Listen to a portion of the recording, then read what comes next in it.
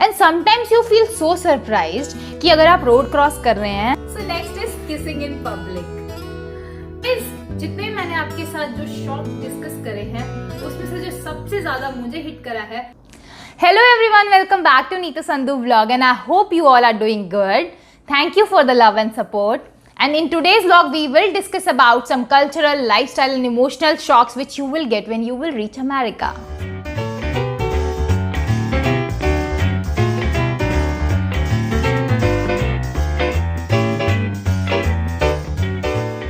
As you all know, we recently shifted to US. वैसे तो I was a happy kid in India, but शायद किस्मत को हमें US दर्शन करवाना था. So my husband got this opportunity from his company. So we landed here. Few shocks you will get on the very first day, and some of them will take time to hit you. And yes, all shocks are not bad. There are some good cultural changes which you will start enjoying over the period of time. If you are a student or working professional and planning to visit US, please do watch this video till end and I promise you will relate all these shocks.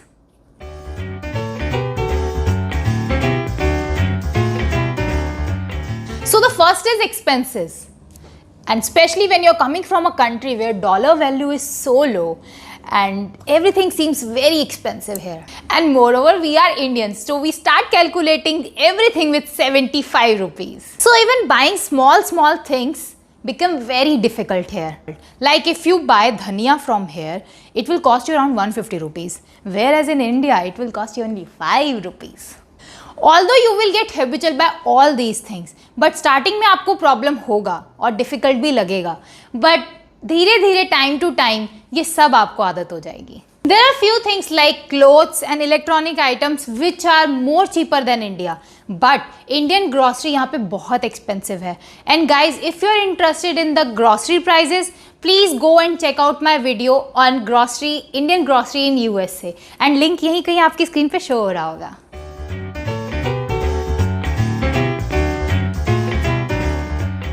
So guys, second is social skill, which is very good shock I felt here.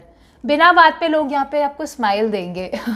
अगर आप road cross कर रहे हैं या face to face interaction हुआ है, people will say thank you, sorry at the time और आपको स्माइल देते रहेंगे. पहले थोड़ा वियर्ड लगता है, उसके बाद खुद ही आदत हो जाती है और अच्छा लगता है कि आपको कोई स्माइल दे रहा है, कोई विश कर रहा है. बट हमें तो इंडिया में जैसे आदत है ना टेंस रहने की और गुस्से में देखने की, तो बाद में थोड़ी आदत हो जाती है, बट शुरू में थोड़ा अजीब तो लगता है. Most of the people are very friendly here, but yes, exceptional cases are always there. Not only this, but going to stranger, saying hello, how are you, thank you, sorry and helping them, which is very common in US. And yes, एक और बात यहाँ पे बहुत अच्छी है कि अगर आप किसी बिल्डिंग में एंटर कर रहे हो या किसी रेस्टोरेंट में एंटर कर रहे हो, तो आप अपने लिए डोर ओपन करते हो, बट आपको पता है कि कोई पीछे से आ रहा है, तो आप ओपन ही रखते हो जब तक वो क्रॉस ना कर ले. And I don't think so it's a big thing, but I observe it's really good. And आपके मन में आता है कि आपने छोटी सी हेल्प करी, बट फिर भी आपको अच्छा लगने लग जाता है कि आपने हाँ किसी की हेल्प करी थी. And sometimes you feel so surprised कि अगर आप रोड क्रॉस कर रहे हैं और आगे से कोई गाड़ी आ रही है तो वो आपके लिए रुक जाती है और वो आपको जाने देती है, पहले क्रॉस करने देती है. बट ऐसा मैंने कभी इंडिया में नहीं देखा. इंडिया में तो रेड सिग्नल होता है तब भी लोग हॉर्न करना शुरू कर देते हैं, और कभी किसी को जेब्रा क्रॉसिंग पे भी इवन गाड़ी चढ़ा देते हैं. और ऐसा है कि यहाँ पे रूल्स बहुत स्ट्रिक्ट हैं and people actually follow them.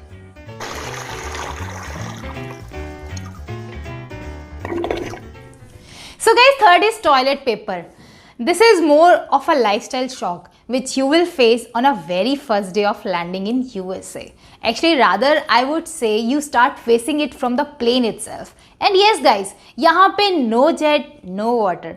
All you have a few papers with shit. And trust me guys, इसके बिना कोई गुजारा नहीं. And you actually spend good amount of your monthly budget in toilet paper. Oh, shit. You will definitely miss your Indian restroom here in US. However, after few months, you will also get habitual to this.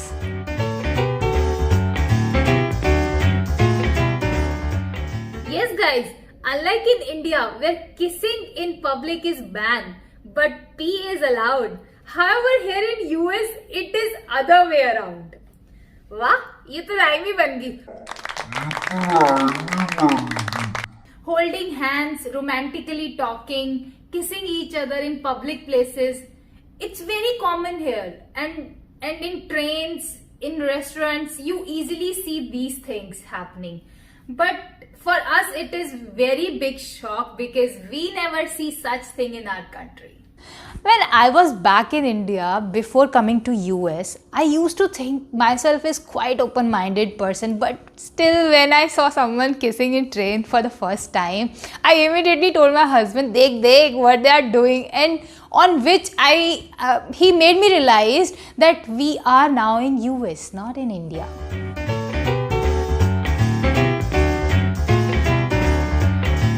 So guys, next is self-work.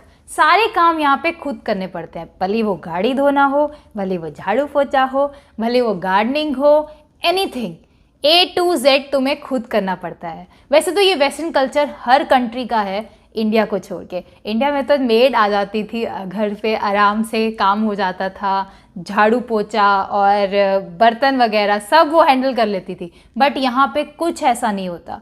और मुझे याद है शुरू के initial days पे तो यहाँ पे हमारा फर्नीचर सेटअप करना था, और जो कि मेरा पति एक बैंकर है प्रोफेशन से, वो कोई किसी कारपेंटर से कम नहीं लग रहा था. और वो शुरुआत के दिन पूरा असेंबल करना furniture was a big difficult for us.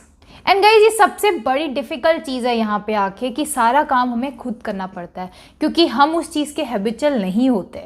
और हमें इंडिया में काफ़ी सारे हेल्पिंग हैंड्स मिल जाते हैं, काफ़ी लोग हमारी हेल्प कर देते हैं, क्योंकि वहाँ पे लेबर बहुत बहुत ज़्यादा चीप है. यहाँ पे labour work is not cheap.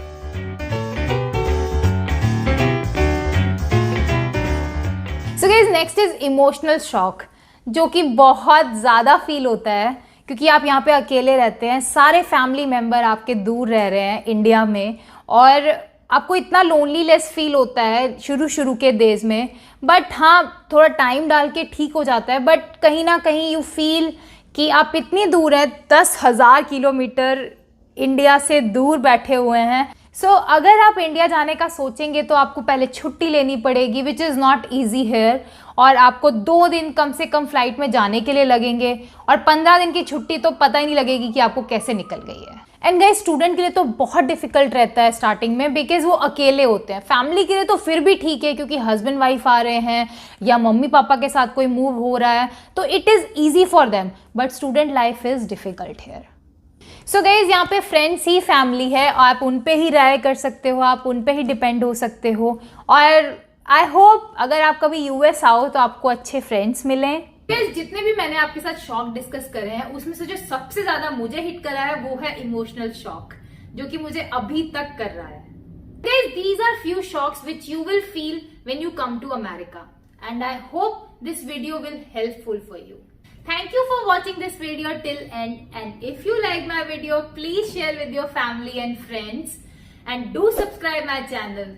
Hit the bell icon. Thank you.